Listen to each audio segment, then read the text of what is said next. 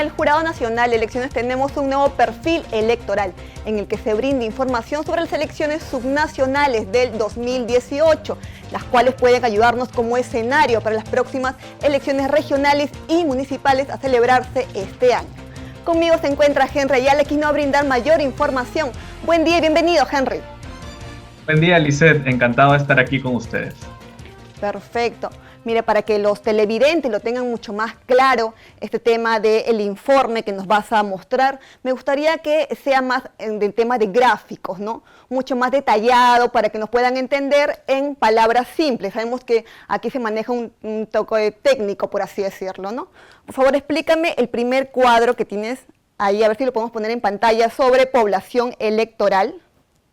Sí, claro. El perfil electoral número 1 es parte de una serie de perfiles que estamos haciendo de parte de la Dirección de Educación para llevar difusión de los análisis electorales y los datos de las elecciones regionales y municipales del 2022. Y lo que trata este primer tema tiene que ver sobre todo con el contexto, sobre todo con cuáles son los primeros hitos, las primeras cosas que sabemos y que hemos recopilado históricamente sobre estos procesos tan importantes en la vida de la ciudadanía. Por ello, nuestro primer gráfico que estamos presentando aquí en pantalla tiene que ver con el padrón electoral. ¿Cuántas personas y quiénes son los que van a votar durante esta elección de octubre del 2022? Como podemos ver, el padrón siempre sube, siempre se incrementa porque la demografía del país se incrementa hasta llegar al 2022 con 24, más o menos más de 24 millones de personas que van a votar en estas elecciones, dentro de los cuales hay más o menos un 50% de hombres y de mujeres, pero un dato importante, sobre todo para quienes nos escuchan menores de 30 años, uno de cada 4 jóvenes o una de cada 4 personas que van a votar son jóvenes, ¿no? Entonces, el poder de la decisión está básicamente en sus manos. Exacto. Ahora también tenemos otro cuadro muy interesante que es el porcentaje histórico de candidaturas inscritas a partidos políticos y movimientos regionales. Uh-huh. Exactamente, si nos referimos a las candidaturas de las personas que postulan a nivel histórico, ¿no? En estos 5 procesos electorales subnacionales que hemos tenido, nos damos cuenta que hay una tendencia interesante hasta el 2018, porque los partidos políticos usualmente eran quienes dominaban las candidaturas. Sin embargo, los movimientos regionales, que son estas organizaciones políticas de alcance únicamente regional, subieron hasta destronar a los partidos políticos en el 2014. Sin embargo, con los cambios a la reelección y algunas otras reformas para el 2018, este número de partidos políticos volvió a subir a tener el 65% del total de las candidaturas a nivel regional y municipal, ¿no? ¿Seguirá la misma tendencia para el 2022?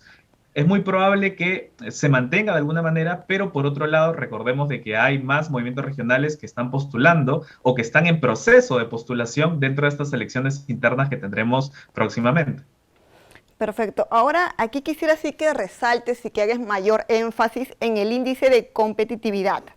¿Por qué te digo eso? Porque en las últimas elecciones generales, sobre todo, hubo una pequeña brecha entre los dos candidatos, pues no, que esto se podía repetir en ser constante, por así decirlo, en el tema regional. Por eso ahí quisiera que te enfoques más en este tema, por favor. Así es, Lisette, como tú lo has dicho, la competitividad electoral de nuestro país tiende a ser bastante alta. Es decir, de que nos referimos a la diferencia que hay entre el primer y segundo puesto de cuando se vota, digamos, por una autoridad ejecutiva, como por ejemplo un gobernador regional o por ejemplo un alcalde provincial o distrital. En este mapa estamos mostrando el índice de competitividad para el 2018, sobre todo de alcaldes y alcaldesas provinciales. Ahora, como pueden ver, el mapa está mucho más pintado en el color crema que en los otros colores. Eso quiere decir de que el índice de competitividad era bastante alto, digamos, porque mientras más cerca esté al cero, estamos hablando de mayor competitividad una menor diferencia entre el primer puesto y el segundo, ¿no? Entonces, eso nos habla de que las elecciones regionales usualmente son bastante contestadas, ¿no? Bastante competitivas entre ellas. Sin embargo, hay que recordar que esto no necesariamente es bueno, porque responde también a una fragmentación. Es decir, es diferente tener una persona que es alcalde, digamos, con un 30, con un 25% de los votos, y claro, la segunda persona está en un 24, 23%, si es que, claro, no tiene un porcentaje mayor que implique de que muchas de las personas de su localidad, de su provincia, han votado por él, ¿no? Esa es causa de la fragmentación electoral o política que tenemos en estas elecciones subnacionales, pero es algo que probablemente las reformas electorales apoyen y ayuden, sobre todo a cerrar un poco la oferta política y cada vez tener elecciones, claro, eso sí, competitivas, pero que las personas que llegan hasta esos puntos, estos porcentajes, sean de porcentajes elevados, ¿no? Perfecto. Ahora tenemos otro cuadro también de autoridades vigentes, ¿no? Donde se ve el tema de afiliación. Ujú. Ajá, Lizeth. Y esto es muy importante porque una de las reformas electorales que estamos justamente revisando en el 2022 tiene que ver con la necesidad de que las personas que postulan a cargos ejecutivos estén inscritas dentro de las organizaciones políticas que los presentan. Eso hace claro de que esperemos un 100% más o menos de las autoridades que nos van a representar el 2022 al 2026 parte de un movimiento partido político. ¿Qué es lo que teníamos antes? En Claro, el 2000, justamente ahí quería hacer que exactamente. hagas la apreciación porque en el 2018 no había justamente este tema de inscripción, ahora sí justamente se resalta en el 2022, por favor, dinos la diferencia. Así es. Y justamente en el 2018 vemos de que muchas de las autoridades no estaban inscritas en ningún partido político y eso de hablar de los partidos con los que postularon, la que en el lugar en donde hay más afiliación tiene que ver con los movimientos regionales con respecto a los gobernadores regionales. Recordemos también a la ciudadanía que la mayoría de los gobernadores electos para el periodo 2018-2022 fueron electos por movimientos regionales y solamente una cuarta parte de ellos estaba inscrita o afiliada al momento de que hicimos este corte en el 2022 a alguna organización política, ¿no? Esperemos que esto suba, digamos, para mantener esa relación entre las autoridades electas, pero también con las organizaciones políticas a las que representaron y a las que candidatearon dentro de las elecciones, ¿no? Ahora hay un tema muy interesante que es la participación de las mujeres. Recordemos que hace poco se vio el tema de un proyecto donde justamente se ve la paridad y la alternancia. Ahí quisiera hacer énfasis, por favor.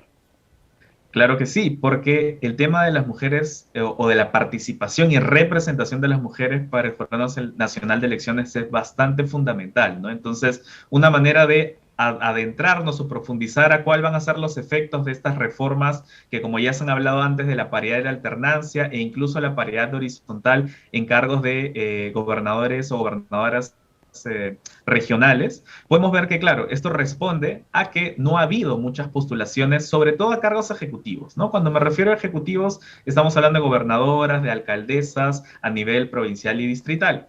Entonces, si vemos solamente el 7% de las candidaturas a nivel histórico, ¿no? En las 5 elecciones que hemos tenido han sido de mujeres a nivel ejecutivo, lo cual es muy diferente a lo que tenemos a cargos de consejo, ¿no? Esto va a ayudar no solamente a la paridad horizontal que se aplica a elecciones regionales, sino también en la paridad de alternancia en los cargos de regidurías o de consejerías regionales, que va a darle más incentivos o va a generar más probabilidad de que estos consejos o estas regidurías estén realmente paritarias entre hombres y mujeres.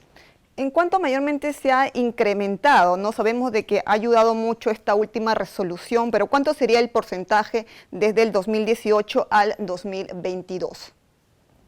Eso depende de cuándas las candidaturas estén inscritas en junio, ¿no? Nosotros tenemos el análisis de las precandidaturas que sí nos recomienda, por lo menos a nivel regional, que han crecido la participación de mujeres que postulan, ¿no?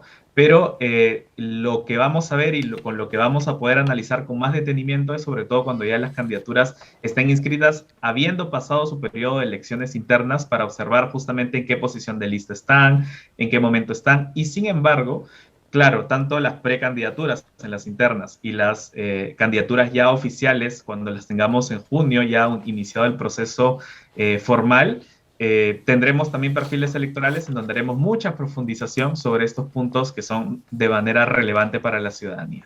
Ahora también quisiera tocar un tema muy interesante que es la participación indígena también. Tienes un cuadro, tengo entendido, sobre ello. Así es. Nosotros estamos viendo de que la participación de las comunidades indígenas y nativas se representa sobre todo en esta cuota indígena que tenemos del 15% para algunas regiones y provincias establecidas, digamos, por los criterios que establece el censo del 2017, la base de datos de pueblos indígenas y que remarca el Jurado Nacional de Elecciones, ¿no? Entonces estamos viendo de que eso se ha incrementado, el número de cuota, el número de lugares o de circunscripciones en donde se va a aplicar esta cuota, pero nos damos cuenta que históricamente el porcentaje, ¿no?, de personas que al final son elegidas por esta cuota de comunidades indígenas sigue siendo menor, ¿no? Incluso a nivel de consejerías regionales, este ha ido disminuyendo, ¿no? Para el 2018 solamente ubicarse en el 3.7 de la participación de candidaturas en total, ¿no?